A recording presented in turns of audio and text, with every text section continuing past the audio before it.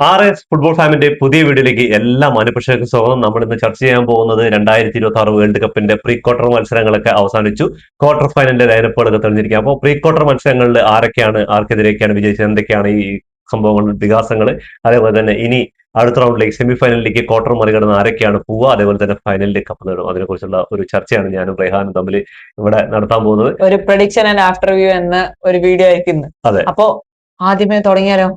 ആദ്യം തന്നെ വീഡിയോയിലേക്ക് കിടക്കാം. സത്യം പറഞ്ഞാൽ ഇന്നൊരു ദിവസം ലീവ് കിട്ടിയത് വല്ലാത്തൊരു കാര്യം തന്നെയാണ്. എന്താണ് ഇവിടെ ഉറങ്ങാൻ സമയമില്ലാത്ത രാത്രികളാ.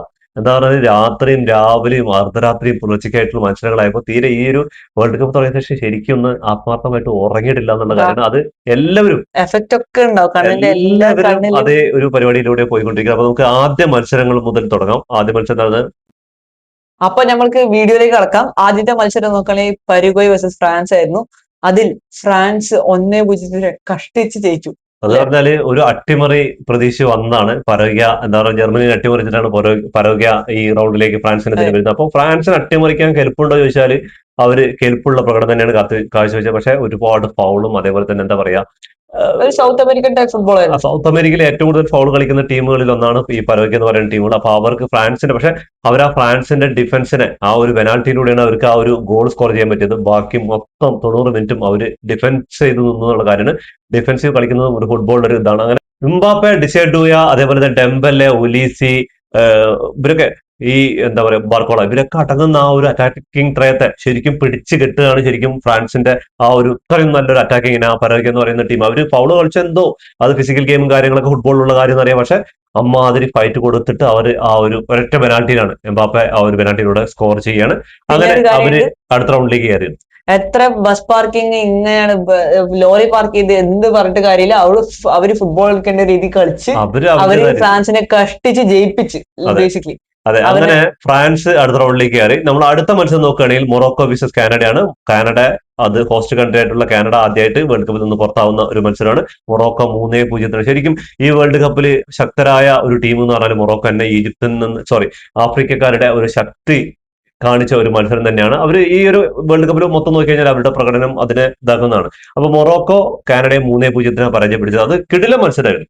അതെ തന്നെ, കാനഡ ഇതുപോലെ 6-0 ഖത്താറിനെ ഗ്രൂപ്പ് സ്റ്റേജിൽ പരാജയപ്പെടുത്തി വന്നിട്ട് ഇവിടെ മൊറോക്കോന്റെ അടുത്തുനിന്ന് കാനഡയ്ക്ക് 3-0 പരാജയം കിട്ടി. അത് പറഞ്ഞാല് കളി നോക്കി കഴിഞ്ഞാൽ മൊറോക്കോയുടെ എന്താ പറയുക, ഫസ്റ്റ് ഹാഫിൽ കാനഡയെ കളിക്കാൻ വിട്ടു. സെക്കൻഡ് ഹാഫിൽ മൊറോക്കോയുടെ എന്താ പറയാ കൗണ്ടറുകളും അതേപോലെ കൃത്യമായിട്ടുള്ള ഒരു പ്ലാനിങ് ഉണ്ടായിരുന്ന ആ പ്ലാനിങ്ങിൽ മൊറോക്കോ വിജയിച്ചപ്പോ കാനഡ ഇതിൽ നിന്ന് പുറത്തായി. എക്സിക്യൂഷൻ ആയിരുന്നു. അതെ, അപ്പോ അടുത്ത ഇതിലേക്ക് ക്വാർട്ടർ ഫൈനലിലേക്ക് വരുമ്പോൾ ഫ്രാൻസ് വിസ് മൊറോക്കോയാണ്. ഇവിടെ ഒരു അട്ടിമറി നടക്കുകയാണെങ്കിൽ മൊറോക്കോ താണ്ടാം, അതെ, ഫ്രാൻസ് അടിക്കാം, എന്തുവാണ് സംഭവിക്കുക. എന്താ പറയുക, ഫ്രാൻസിന്റെ ഈ അവസാനത്തെ മത്സരം പരോഗ്യമായിട്ടുള്ള മത്സരം നോക്കിയിട്ട് വിലയിരുത്തരുതെന്ന് പലരും പറയുന്നുണ്ടെങ്കിലും മൊറോക്കോ പോലെ ടീമിന് അവർക്കൊന്നും പോകാനില്ല. അവർക്ക് ഫ്രാൻസിനെതിരെ ഫൈറ്റ് ചെയ്തിട്ട് വിജയിക്കാൻ പറ്റിയാൽ ഒരു വിജയം, ഒരു വിജയമല്ല, അവർക്ക് അടുത്ത വേൾഡ് കപ്പിലേക്ക് ഒരു സ്പെയിനെ തോൽപ്പിക്കാൻ, സ്പെയിനാണ് ഇപ്പൊ അടുത്ത റൗണ്ടിലേക്ക് വരുന്നതെങ്കിൽ സ്പെയിനെ തോൽപ്പിക്കാനുള്ള ഭയങ്കരമായിട്ടുള്ള ഒരു പോസിറ്റീവ് എനർജി കിട്ടി ഈ ഫ്രാൻസിനെ മറികടക്കാൻ. കാരണം ഈ വേൾഡ് കപ്പിൽ ഏറ്റവും കൂടുതൽ ആൾക്കാർ വിലയിരുത്തുന്നത് ഫ്രാൻസ് കപ്പടിക്കുന്നതാണ്. ആ ഫ്രാൻസിനെ പരാജയപ്പെടുത്തി കഴിഞ്ഞാൽ മൊറോക്കോ ഏകദേശം സ്പെയിനെയും പറ്റില്ല എന്നല്ല, പറ്റും. ഫുട്ബോളാണ് അല്ല, പറ്റില്ല എന്ന് കുറെ പേര് പറയുന്നുണ്ട്. 94% ആൾക്കാർ പറ്റില്ല എന്ന് പറയുമ്പോൾ മിക്കവാറും 6% ആഫ്രിക്കൻസ് ആയിരിക്കും പറയുന്നത് പറ്റുമെന്ന് പറഞ്ഞിട്ട്. പക്ഷെ പറ്റും. എന്താ കാരണം വെച്ചാൽ പരുഗ്വേ എന്ന ചെറിയ സൗത്ത് അമേരിക്കൻ ടീം ഈ വർഷം, ലാസ്റ്റ് വർഷം വേൾഡ് കപ്പിൽ പോലും ഇല്ല. ഈ വർഷമാണ് അവർ ക്വാളിഫിക്കേഷൻ നേടിയിട്ട് ഫ്രാൻസിനെ 1-0 മാത്രം കളിക്കുന്ന ടീമാണ്. 1-0 തടഞ്ഞു നിർത്തി. അപ്പോ മൊറോക്കോ കേപ്പബിൾ ആണ്. അവര് ഡിഫൻസീവ് കളിച്ചിട്ട് ഒരു പെർഫെക്റ്റ് അറ്റാക്കർ, സൈബാറിന്റെ ബോളിൽ ഒരു അറ്റാക്കർ അവിടെ ഫ്രണ്ടിൽ കളിക്കുകയാണെങ്കിൽ അവന്റെ വിങ്ങുകളിലും ഹക്കീമിയും ഒക്കെ നല്ല വിങ്ങും അടിപൊളിയാണ്. അതേപോലെ ഫ്രാൻസിന്റെ കാര്യം നോക്കിക്കഴിഞ്ഞാൽ ഫ്രാൻസിന്റെ ഒരൊറ്റ ടാക്ടിക്സ് എന്ന് പറഞ്ഞാൽ ഡിഫൻസിൽ നിന്ന് മിഡ്ഫീൽഡിലേക്ക്, മിഡ്ഫീൽഡിൽ നിന്ന് ഫൈനൽ ഫോറിലേക്ക്, ആ ഫോറിൽ ആരെങ്കിലും ഉണ്ടാവും. അപ്പൊ അവര് ഗോൾ അടിക്കുന്നുള്ളൂ. അവരിൽ 4 ആളെ പൂട്ടാൻ കഴിയണം. അത് എതിർ ടീമിന്റെ ഡിഫൻസിന് പൂട്ടിയാലുണ്ടല്ലോ, അത് കൂട്ടുന്നത് നിസ്സാര പണിയല്ല. എന്താ 4 പേരും ഏകദേശം ഒരു ഡിഫൻഡറും ഒരു മിഡ്ഫീൽഡറിനെ പൂട്ടിയാൽ മതി. ആ കണക്ഷൻ അങ്ങോട്ട് ബ്രേക്ക് ആവും. പിന്നെ ഫ്രാൻസ് കുറച്ച് ഇറങ്ങി കളിക്കേണ്ടി വരും. അതെ, അപ്പൊ എന്തായാലും ഫ്രാൻസോ മൊറോക്കോ, അത് നിങ്ങൾ കമന്റ് ബോക്സിൽ കമന്റ് ചെയ്യാൻ ജീവൻ കൊടുത്ത് കളിക്കേണ്ടി വരും മൊറോക്കോ ജയിക്കണമെങ്കിൽ. അതെ, അത്രേ ഉള്ളൂ. അപ്പൊ നമുക്ക് അടുത്ത സൈഡിൽ കഴിഞ്ഞു കഴിഞ്ഞാൽ സ്പെയിൻ വിസസ് പോർച്ചുഗൽ മത്സരമായിരുന്നു. ക്രിസ്ത്യാനോ റൊണാൾഡോന്റെ ലാസ്റ്റ് ഡാൻസ്, അവസാന വേൾഡ് കപ്പിൽ നിന്ന് അവർ പുറത്താവുകയാണ്. ക്രിസ്ത്യാനോ റൊണാൾഡോ അങ്ങനെ 2026 വേൾഡ് കപ്പിന് വിട പറഞ്ഞിട്ട് സ്പെയിനിന്റെ ഒപ്പം 1-0 അതും തോറ്റ് ഇവിടെ ഇഞ്ചുറി വന്നിരിക്കുന്നത്. ടൈമിൽ 91 മിനിറ്റിലാണ് ആ സ്പെയിന്റെ ഒരു ഗോള് ഫെറാൻ ടോറസിന്റെ അസിസ്റ്റിൽ സബ്ബുകളായിട്ട് ഇറങ്ങിയ രണ്ടുപേരാണ് ഫെറാൻ ടോറസ് അതേപോലെ തന്നെ മിക്കൽ മരീനിയോന്റെ ആ ഒരു കിടിലൻ ഗോളിലൂടെയാണ് ജയിച്ചത്. കളി നോക്കുകയാണെങ്കിൽ ഒരുപാട് ചാൻസുകൾ സ്പെയിന്റെ ഭാഗത്തുണ്ടായിരുന്നു. പക്ഷെ ഡിയാഗോ കോസ്റ്റ എന്ന് പറയുന്ന നമ്മുടെ പോർച്ചുഗലിന്റെ ഗോൾ കീപ്പറിന്റെ പ്രകടനത്തിന് മുന്നിലാണ് അവർ ഫസ്റ്റ് ഗോളുകളൊന്നും വഴങ്ങാതിരുന്നത്. അതേപോലെ ഫസ്റ്റ് ഹാഫിൽ ചെറുതായിട്ട് പോർച്ചുഗലിന് ചാൻസുകൾ കിട്ടിയിരുന്നു. ഒരു മെൻഡിസിന്റെ ഒരു ബോൾ ബാറിന് തട്ടി പോയിട്ടുന്ന റൊണാൾഡോയുടെ ചെറിയ ചിപ്പ് ചാൻസുകൾ ഉണ്ടായിരുന്നു. അതൊക്കെ സെക്കൻഡ് ഹാഫിൽ അത്യാവശ്യം പറഞ്ഞാൽ സ്പെയിന്റെ കൺട്രോളായിരുന്നു കഴിഞ്ഞു. ഫസ്റ്റ് ഹാഫിൽ സ്പെയിന്റെ മിസ്സുകളും കാര്യങ്ങളൊക്കെ ഉണ്ടായിരുന്നു. സെക്കൻഡ് ഹാഫിൽ ഭയങ്കരമായിട്ട് പോർച്ചുഗൽ കളിയിൽ നിന്ന് തന്നെ വിട്ടു നിന്നു. അത് എന്താ പറഞ്ഞാല് കളി ജയിക്കണം എന്നുള്ള ഒരു ഇതിലേക്ക് ഉണ്ടായിരുന്നില്ല. അവര് ഒരു സമനിലയിലോ അല്ലെങ്കിൽ എക്സ്ട്രാ ടൈമിൽ പോയിട്ടോ അങ്ങനെ ജയിക്കണം എന്നാണ് സ്പെയിൻ. ചില ആൾക്കാർ ഇങ്ങനെയുണ്ട്, ചില ആൾക്കാർ പറയുന്നുണ്ട്, ചില ആൾക്കാർ മറക്കാത്ത ഒരു പേരുണ്ട് ഇനി, പോർച്ചുഗൽ ഫാൻസ് മറക്കാൻ പറ്റാത്ത ഒരു പേരുണ്ട്, മിക്കൽ മൊറീനോ. അത് ആ ടൈമിൽ ഇഞ്ചുറി ടൈമിൽ വന്നിട്ട് ഇമാതിരി ഒരു ഗോൾ അടിച്ച പിന്നെ കളി കഴിയാണ്. ആ ഇഞ്ചുറി ടൈമിൽ ഗോൾ അടിച്ച ശേഷമാണ് സ്പെയിനിന് 2 ചാൻസുകൾ ക്രിയേറ്റ് ചെയ്ത് ഒന്ന് എക്സ്ട്രാ ടൈമിൽ ആ ഇഞ്ചുറി ടൈമിൽ കിട്ടിയ സമയത്താണ് നമ്മുടെ ഇഞ്ചുറി ടൈമിൽ ആ ഒരു പോർച്ചുഗൽ 2 ചാൻസാണ് കിട്ടിയത്. ഒന്ന് നമ്മുടെ ബെർണാർഡോ സിൽവ, ആളുടെ ഒരു സൂപ്പർ ഹെഡർ ഉണ്ടായിരുന്നു, അത് ബാറിന് തട്ടിയിട്ട് ബാറിന് തൊട്ട് മുകളിലൂടെ അങ്ങോട്ട് പോവാണ്. അതുവരെ അതിനുശേഷം 2 ചാൻസ് ക്രിയേറ്റ് ചെയ്തു. 91 മിനിറ്റ് ശേഷം 97 മിനിറ്റ് 7 മിനിറ്റോ 10 മിനിറ്റ് എക്സ്ട്രാ ടൈം കിട്ടിയത്. അതിൽ ആ 2 ചാൻസ് അവർ ക്രിയേറ്റ് ചെയ്യാൻ പറ്റുള്ളൂ. പക്ഷെ ഇതിനു മുമ്പ് 45 മിനിറ്റ് ഉണ്ടായിരുന്നു. ആ 45 മിനിറ്റിൽ ഒരു ക്രിയേഷൻ ഉണ്ട്. അതവരുടെ മെൻഡീസ് സബ്സ്റ്റിറ്റ്യൂട്ട് ആയി പോയി, പരിക്കുപറ്റി സബ്സ്റ്റിറ്റ്യൂട്ട് ആയി പോയതും യമാലിലൂടെ ആ വിങ്ങിൽ കളി വരാൻ തുടങ്ങി. അതേപോലെ കളി മൊത്തം സ്പെയിന്റെ അണ്ടറിലായി. ആ ഒരൊറ്റ ചങ്ങായി മാറിയതോടെ ഒരു കളിന്റെ ഇമ്പാക്ട് തന്നെ മാറി. അതേപോലെ പോർച്ചുഗലിന് ഈ വേൾഡ് കപ്പ് അടിക്കാൻ ഏറ്റവും കൂടുതൽ ചാൻസ് ഉണ്ടായിരുന്നു. അത്രയും നല്ല സ്കോർ ഡെപ്തും കാര്യങ്ങളുണ്ടായിരുന്നു. അവരുടെ മാർട്ടിനസ് എന്ന് പറയുന്ന കോച്ച് തന്നെയാണ് ആ ഒരു ടീമിനെ ഈ ഗതിയിലാക്കിയതെന്നുള്ളത് സംശയമില്ലാതെ പറയാൻ പറ്റും. ഗോൾഡൻ ജനറേഷൻ ഓഫ് പോർച്ചുഗൽ ചിലപ്പോൾ കളഞ്ഞത് ആളായിരിക്കാം. അത് ഇതിനു മുമ്പ് വേറൊരു ജനറേഷൻ ഉണ്ടായിരുന്നു. ബെൽജിയത്തിന്റെ ഗോൾഡൻ ജനറേഷനെ തരിപ്പണാക്കിയിട്ടാണ് ഈ ചങ്ങായി ഇവിടെ വന്നിരിക്കുന്നത്. അതും കൂടി അറിയണം. അത് അതൊരു ഫോമിൽ കളിച്ച് 2014 വേൾഡ് കപ്പിലൊക്കെ കളിച്ചുകൊണ്ടിരുന്ന ആ ഒരു ജനറേഷൻ ഇല്ലാണ്ടാക്കിയിട്ടാണ് ഇവിടെ പോർച്ചുഗലിന്റെ കോച്ചായിരുന്നത്. അപ്പോഴെങ്കിലും ചിന്തിക്കണമായിരുന്നു പോർച്ചുഗൽ ഫുട്ബോൾ ഫെഡറേഷൻ ഇങ്ങേർക്ക് കൊടുത്ത പണി നല്ല മുട്ടം പണിയായിരുന്നു. എന്താ പറഞ്ഞാല് ഈ ക്ലബില് കണ്ടില്ല, ഇംഗ്ലണ്ട് ടീമിനെ ഇറക്കിക്കാണ്. ഇംഗ്ലണ്ട് ടീമിൽ കുറെ നല്ല പ്രമുഖരെ പുറത്തെത്തിയിട്ടാണ് ഇംഗ്ലണ്ട് ടീം സ്കോഡ് സെലക്ട് ചെയ്തത്. പക്ഷെ ആ കോച്ചിന് ഒരു കാര്യം ഉണ്ടായിരുന്നു. എന്താ പറഞ്ഞാൽ നമുക്ക് കളിക്കാൻ പറ്റുന്ന പ്ലേയേഴ്സുകൾ ഒത്തൊരുമിച്ച് കളിക്കാൻ പറ്റുന്ന പ്ലേയേഴ്സ്, അത് അവന്റെ ഒരു പ്ലേയിങ് ഇലവനും അതേപോലെ തന്നെ ഇപ്പോഴത്തെ അവരുടെ പ്രകടനം അതിന് അനുസരിച്ചുള്ള പ്രകടനം. ഇനിയിപ്പോ ചിലപ്പോൾ ഇംഗ്ലണ്ട് ഈ സീസണിൽ കപ്പ് അടിച്ചാലും അത്ഭുതപ്പെടാനില്ല. എന്താ പറഞ്ഞാല് അങ്ങനത്തെ ഒരു ടീമിനെ ആള് ബിൽഡ് ചെയ്തിട്ടുണ്ട് എന്നുള്ള കാര്യം. അതെ, അങ്ങനെ ഒരു സൈഡ് സ്പെയിൻ നോക്കണെങ്കിൽ പോർച്ചുഗലിനെ ഇങ്ങനെ തകർത്തിരിക്കുമ്പോ പുലർച്ചെ നടന്ന കളി 4-1 ബെൽജിയം ജയിച്ചിരിക്കുകയാണ് അവിടെ.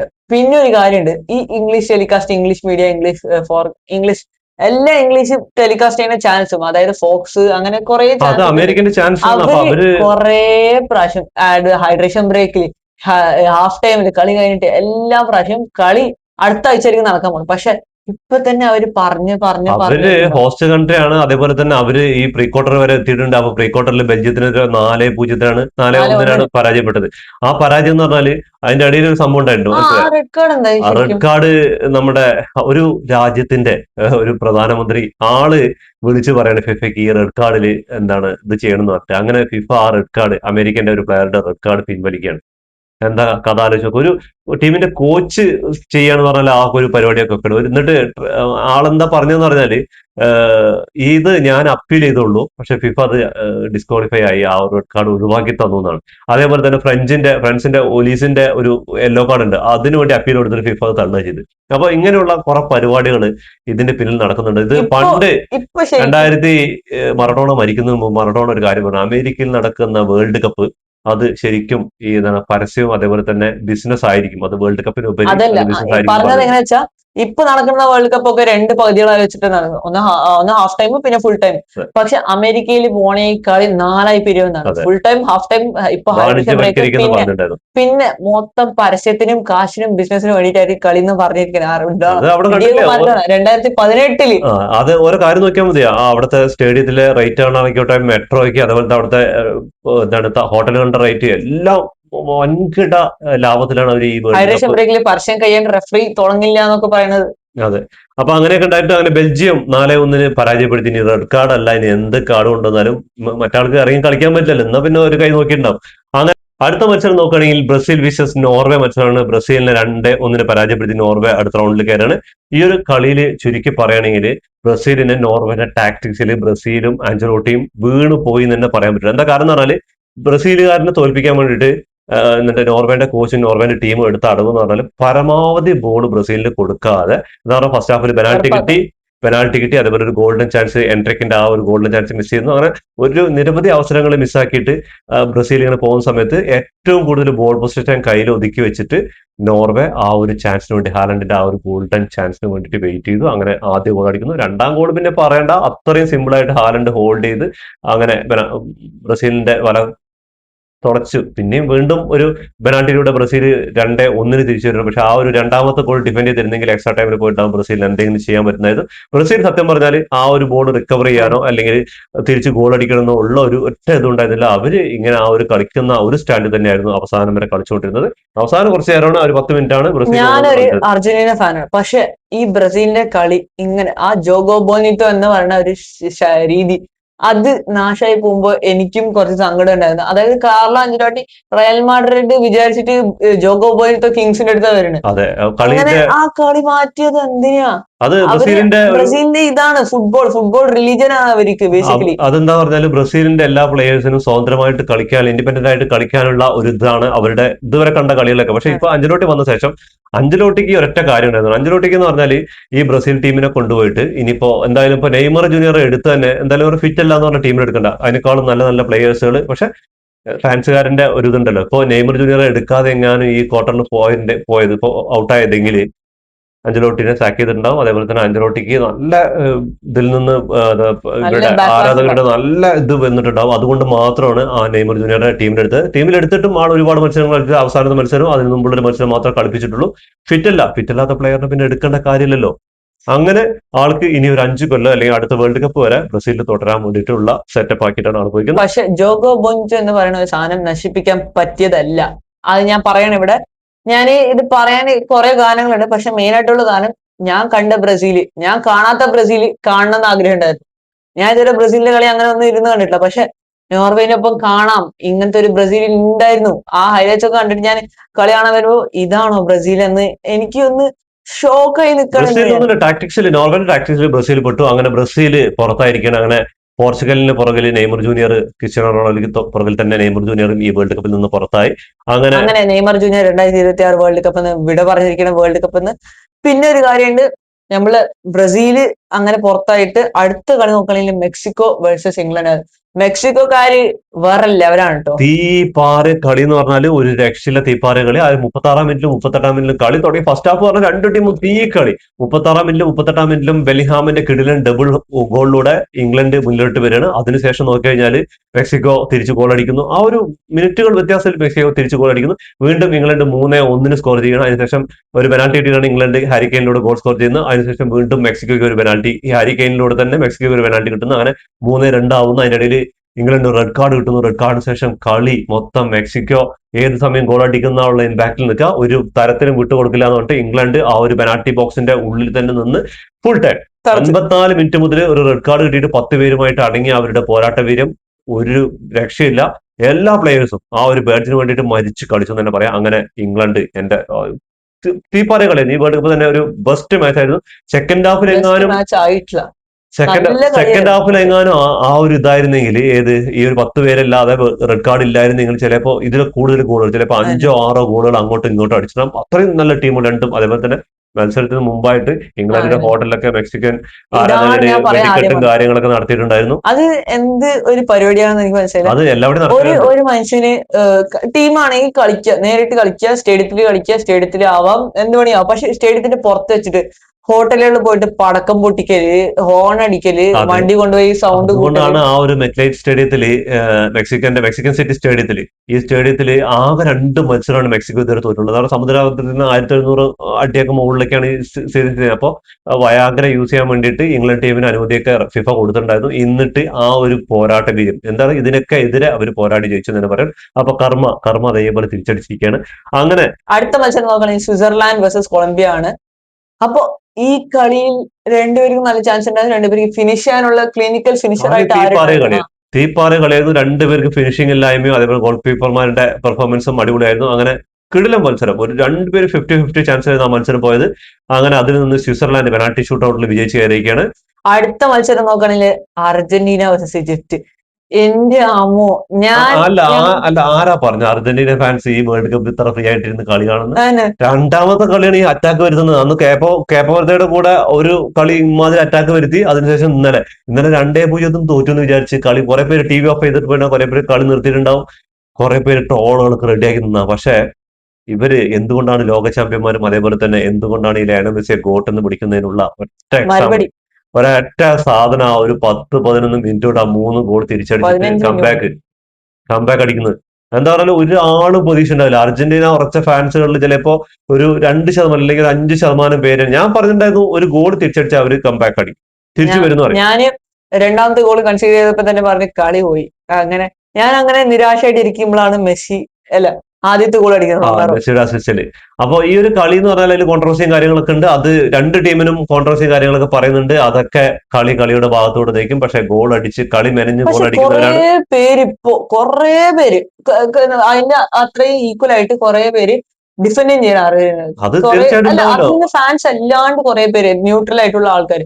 എനിക്ക് തോന്നുന്നത് ഈ ഫുട്ബോൾ ഫാൻസ് കളി കണ്ട് ഇഷ്ടപ്പെട്ട് കളിനെ കുറിച്ച് ഡിസ്ക്രൈബ് ചെയ്താണ്. പക്ഷെ ചില പെർട്ടിക്കുലർ ഫാൻസ് മെയിൻ ആയിട്ട് അവര് വന്ന് അർജന്റീന അറ്റാക്ക് ചെയ്യാൻ ഇതെന്താ മെസ്സി കളിക്കുമ്പോ അർജന്റീന കളിക്കുമ്പോ മാത്രം ഫിഫ പ്രിൻസസ് മെസ്സിയാണ് ഫിഫാന്റെ പ്രിൻസസ് ഇത് അങ്ങനെ ഇങ്ങനെ ഇതൊന്നും 2020 വരെ ഉണ്ടായിരുന്നില്ലല്ലോ. അല്ല ഇപ്പൊ ഇതിന് മുമ്പ് തന്നെ ഒരു സംഭവം ഉണ്ടായിരുന്നു. ഈ PR വർക്ക് നടന്നിട്ട് പേയ്മെന്റ് കൊടുത്തിട്ട് ഈ അർജന്റീന ടീമിനെതിരെ നടത്താൻ വേണ്ടിയിട്ടുള്ള ഈ ആഡുകളും കാര്യങ്ങളൊക്കെ ചെയ്യാൻ വേണ്ടിയിട്ടുള്ള ഒരു റിപ്പോർട്ട് പുറത്തു വന്നിട്ടുണ്ട്. പിന്നെ അതേപോലെ വാറിന് എന്തായാലും പ്രശ്നങ്ങൾ ഉണ്ടില്ല എന്നില്ല. ഇപ്പൊ അർജന്റീനയ്ക്കെതിരെ ആ ഒരു ഡിസ്ക്വാളിഫൈ ആയ ഈജിപ്തിന്റെ ഗോളിനോട് ഞാൻ ശരിക്കും അതിനോട് ഇത് പറയുന്നത്. കാരണം എന്ന് പറഞ്ഞാല് ആ ഒരു ഗോൾ എന്ന് പറഞ്ഞാല് വാറ് ചെക്ക് ചെയ്തിട്ടാണ് ആ ഗോൾ ഡിസ്ക്വാളിഫൈ ആവുന്നത്. കാരണം എന്ന് പറഞ്ഞാൽ റഫറിക്ക് അത് എടുക്കാവുന്ന തീരുമാനമാണ്. കാരണം റഫറി ഈ ബോളിന്റെ അടുത്തേ ഇല്ല, ഈ ഇൻസിഡന്റ് നടക്കുന്നതിന്റെ അടുത്തേ ഇല്ല എന്നുള്ള കാര്യമാണ്. എന്താ പറഞ്ഞാല് ഈ കളികൾ വാറ് വന്ന ശേഷം എന്താ ശരിക്കും ഫുട്ബോളിന് സംഭവിച്ചിരിക്കുന്നത് പറഞ്ഞാൽ റഫറിമാര് ഗ്രൗണ്ടിൽ അത്രത്തോളം സീരിയസ് ആയിട്ട് ഇതൊന്നും നോക്കുന്നില്ല. എന്താ കാരണം പറഞ്ഞാൽ വാർ ഉണ്ടല്ലോ, അവര് ചെക്ക് ചെയ്തിട്ട് ആ റിപ്ലൈ തരുമല്ലോ. അപ്പൊ നമുക്ക് വേണമെങ്കിൽ വാർ ആ TV പോയി നോക്കിയിട്ട് എന്താ വേണ്ട തീരുമാനം എടുത്താൽ മതി. വെറുതെ കിടന്ന് ഈ 90 മിനിറ്റ് ഇങ്ങനെ ഗ്രൗണ്ടിൽ പിള്ളേർ ചങ്ങാതിമാരുടെ പിന്നാലെ ഓടിയിട്ട് എന്താ കിട്ടുന്നതെന്നുള്ള ആ ഒരു മെന്റാലിറ്റി വന്നിട്ടുള്ള കാര്യത്തിൽ സംശയമൊന്നുമില്ല. അത് എന്റെ ഒരു അഭിപ്രായമാണ്. നിങ്ങളുടെ അഭിപ്രായങ്ങൾ എന്താണ് വാറിനെ കുറിച്ചുള്ളത് കമന്റ് ബോക്സിൽ കമന്റ് ചെയ്യുക. അങ്ങനെ പക്ഷെ അവിടെ ഒരു ഒഫൻസ് നടന്ന് അത് പ്ലേ സ്റ്റോപ്പ് ചെയ്യാൻ പറ്റാണ്ട് പിന്നെ ലാസ്റ്റിൽ അവർ ഗോൾ അടിക്കുന്നു, അത് ഡിസലോ ആണ്. പക്ഷെ പ്ലേ അടിക്കുന്നതിന് മുമ്പ് തന്നെ പക്ഷെ ഇപ്പോ പ്ലേ ചെയ്യുന്ന അതിന് അത്ര നേരം ഉണ്ടല്ലോ, സെക്കൻഡ്സുകൾ എടുത്തിട്ടുണ്ട്. എത്ര നേരം ഉണ്ടായിരുന്നു ഈ വാറിന് ആ റീപ്ലേ ഒന്ന് ചെക്ക് ചെയ്ത്. അപ്പൊ നമ്മൾ ഈ ഒരു പ്രീ ക്വാർട്ടറിന്റെ കാര്യങ്ങളൊക്കെ പറഞ്ഞു. ഇനി ക്വാർട്ടർ ഫൈനലിനെ കുറിച്ചാണ് നമ്മൾ സംസാരിക്കാൻ പോകുന്നത്. ക്വാർട്ടർ ഫൈനലിലെ ആദ്യ മത്സരം റെഹാനു, ഫ്രാൻസ് വിസസ് മൊറോക്കോ. ഇന്ന് രാത്രി നടക്കാൻ പോകുന്ന മത്സരം. അപ്പൊ ഇതിൽ ആര് ജയിക്കും, എത്ര ഗോൾ? അട്ടിമറി സംഭവിക്കാം. പക്ഷെ എന്റെ ഒരു ഇതിൽ നോക്കല് ഫ്രാൻസ് 2-1 ജയിക്കുന്നതാണ്. ഞാൻ പറയുന്നു 3-2 മൊറോക്കോ ജയിക്കുന്നതാണ്. ഇത് വല്ലാത്തൊരു കോളാണ്, എല്ലാരും നോട്ട് ചെയ്ത് വെച്ചോ. 3-2 മൊറോക്കോ ജയിക്കും, അല്ലെങ്കിൽ 2-2 പെനാൽറ്റിയിൽ പോയിട്ട് മൊറോക്കോ പെനാൽറ്റി ജയിക്കുന്നതാണ്. ഞാൻ പറയുന്നത് ഫ്രാൻസിനെ അട്ടിമറിച്ചിരിക്കുന്ന ആളെന്നാണ് എന്റെ ഒരു പ്രഡിക്ഷൻ. അടുത്ത മത്സരം നോക്കുകയാണെങ്കിൽ സ്പെയിൻ വിസസ് ബെൽജിയം. എന്തായിരിക്കും നിന്റെ പ്രഡിക്ഷൻ? എന്റെ പ്രഡിക്ഷൻ നോക്കുകയാണെങ്കിൽ സ്പെയിന് 2-0 ജയിക്കും. സ്പെയിന് ഞാൻ പറയുന്നു സ്പെയിന് 2-1 ജയിക്കുന്നതാണ്. എന്റെ പ്രഡിക്ഷൻ സ്പെയിനാണ്. അപ്പൊ നിങ്ങളുടെ പ്രഡിക്ഷൻ എന്താണെന്ന് കമന്റ് ബോക്സിൽ കമന്റ് ചെയ്യുക. അടുത്ത മത്സരം നോക്കുകയാണെങ്കിൽ നോർവേ വിസ് ഇംഗ്ലണ്ട്. എന്തായാലും തീപ്പാറിയ പോരാട്ടമായിരിക്കും. രണ്ട് ടീമും യൂറോപ്യൻ കരുത്തരാണ്. ഹാലൻഡിനെയും അതേപോലെ തന്നെ ഇവിടെ ഹാരി കെയിനെയും മുൻനിർത്തിക്കൊണ്ടുള്ള അറ്റാക്കുകളായിരിക്കും നടക്കാൻ പോകുന്നത്. അപ്പോൾ ഈ മത്സരത്തിൽ ആരായിരിക്കും വിജയിക്കാൻ പോകുക? എന്റെ ഒരു പ്രഡിക്ഷൻ നോക്കുകയാണെങ്കിൽ ഇതിൽ ഇംഗ്ലണ്ട് ജയിക്കുമെന്നാണ്. ഞാൻ പറയുന്നു ഇംഗ്ലണ്ടിനെ മരത്തെ അടിക്കാനുള്ള ശരിക്കും നോർവേക്ക് സാധിക്കില്ല. കാരണം ബ്രസീലിന്റെ ആ ഒരു ടാക്ടിക്സ് ഒന്നും ഇംഗ്ലണ്ടിന്റെ കൂടെ നടക്കൂല. ഇംഗ്ലണ്ടിനായിരിക്കും വിജയിക്കുക. ഇംഗ്ലണ്ട് ഒരു 2-1 ഇംഗ്ലണ്ട് 2-0 ഇംഗ്ലണ്ട് 2-1 ഞാൻ ജയിക്കുന്ന പറയുന്നത്. അർജന്റീന വിസസ് സ്വിറ്റ്സർലാൻഡ് മത്സരം. സത്യം പറഞ്ഞാൽ ഞാൻ ഈ അർജന്റീന വിസസ് സ്വിറ്റ്സർലാൻഡ് മത്സരം വരുന്നതിന് മുമ്പ് സ്വിറ്റ്സർലാൻഡ് വിസസ് കൊളംബിയ മത്സരത്തിൽ കൊളംബിയ അർജന്റീനയ്ക്ക് എതിരാളികളായി വരരുതെന്ന് വിചാരിച്ചു. എന്താ പറഞ്ഞാൽ അർജന്റീനയ്ക്ക് മുന്നോട്ട് പോകുന്ന എത്രമാത്രം ബുദ്ധിമുട്ടാണ് കൊളംബിയ ഉണ്ടാക്കുന്ന കാര്യത്തിൽ നല്ലതായിട്ട് കൊളംബിയ കോപ്പ അമേരിക്ക ഫൈനലിൽ പരാജയപ്പെടുത്തിയത്. അപ്പൊ അതേപോലെ തന്നെ അവര് ലാറ്റിൻ അമേരിക്കൻ രണ്ട് ടീമുകളാകുമ്പോൾ അവിടുത്തെ കളികളും നല്ല രസമായിരിക്കും. അപ്പോൾ അതിന് മിക്കവാറും റെഡ് കാർഡും യെല്ലോ കാർഡുകളുടെ എണ്ണം കൂടും. ചിലപ്പോ എന്താ പറഞ്ഞാല് നെതർലാൻഡും അർജന്റീനയുള്ള കളി പോലെയൊക്കെ വരും. ലാറ്റിൻ അമേരിക്കന്റെ കളികൾ അറിയില്ല. പിന്നെ അത് അവസാനിക്കുന്ന അങ്ങനെയൊക്കെ. അപ്പൊ സ്വിറ്റ്സർലാൻഡ് ആയിട്ടുള്ള കളിയാകുമ്പോൾ കുറച്ചുകൂടി നല്ലൊരു ഫുട്ബോൾ ഗെയിം കാണാൻ പറ്റും. അർജന്റീനയ്ക്ക് നല്ലൊരു കളി, രണ്ട് ടീമായിട്ട് നല്ലൊരു കളി. യൂറോപ്യൻ ലാറ്റിൻ അമേരിക്കൻ ശൈലികളാകുമ്പോൾ രണ്ട് ടീമിന്റെ കളി വ്യത്യസ്തമായിരിക്കും. അത് എന്റെ പ്രഡിക്ഷൻ സ്വിറ്റ്സർലാൻഡിനെതിരെ 3-1 വിജയിക്കുന്നതാണ്. എന്റെ പ്രഡിക്ഷൻ നമുക്ക് 2-0 വിജയിക്കുന്നതാണ്. 2-0 സ്വിറ്റ്സർലാൻഡിന് ഗോൾ അടിക്കാൻ പറ്റില്ല. മിക്ക പക്ഷെ കളി 2-0. അർജന്റീനയുടെ ഗോള് എല്ലാ കളിയിലും ഗോൾ വാങ്ങിക്കുന്നുണ്ട്. ചെറിയ ടീമുകൾ വരെ ഗോൾ വാങ്ങിക്കുന്നുണ്ട്. അപ്പോ 2-0 നടക്കോ നോക്കാല്ലേ. അപ്പൊ എന്തായാലും അങ്ങനെ സെമി ഫൈനലിലേക്ക് ഏതൊക്കെ ടീം കയറുന്നു പറഞ്ഞാൽ ഇപ്പൊ നമ്മുടെ പ്രഡിക്ഷൻ പറഞ്ഞ സ്ഥിതിക്ക് ഫ്രാൻസ്, നീ പറഞ്ഞു അതേപോലെ മൊറോക്കോ കയറുന്നു പറഞ്ഞിട്ടുണ്ട്, അതേപോലെ സ്പെയിന്, അതേപോലെ തന്നെ ഇംഗ്ലണ്ട്, അർജന്റീന. അപ്പൊ ഇതിൽ ഏത് ടീമായിരിക്കും 4 ടീം സെമി ഫൈനലിൽ കയറുക, അതേപോലെ തന്നെ ആരായിരിക്കും അട്ടിമറികൾ ഉണ്ടാവുമെന്ന് നിങ്ങൾ കമന്റ് ബോക്സിൽ രേഖപ്പെടുത്തുക. അതേപോലെ ഫൈനലിൽ ഏത് ടീമായിരിക്കും കളിക്കാന്ന് അത് നിങ്ങൾ കമന്റ് ബോക്സിൽ കമന്റ് ചെയ്യുക. കപ്പ് ഏത് ടീം തൂക്കുന്നു കമന്റ് അതും കമന്റ് ബോക്സിൽ കമന്റ് ചെയ്യുക. അപ്പൊ എന്തായാലും ഇതോടുകൂടി ഈ വീഡിയോ അവസാനിക്കുന്ന. ഫുട്ബോൾ ലോകത്ത് പുതിയ വിശേഷങ്ങളുമായി വീണ്ടും കാണാം. ഈ വീഡിയോ ഇഷ്ടപ്പെട്ടാൽ ലൈക്ക് ചെയ്യുക, ഷെയർ ചെയ്യുക, സബ്സ്ക്രൈബ് ചെയ്യുക. നിങ്ങളുടെ വിലപ്പെട്ട അഭിപ്രായങ്ങളും നിർദ്ദേശങ്ങളും കമന്റ് ബോക്സിൽ കമന്റ് ചെയ്യാൻ മറക്കരുത്.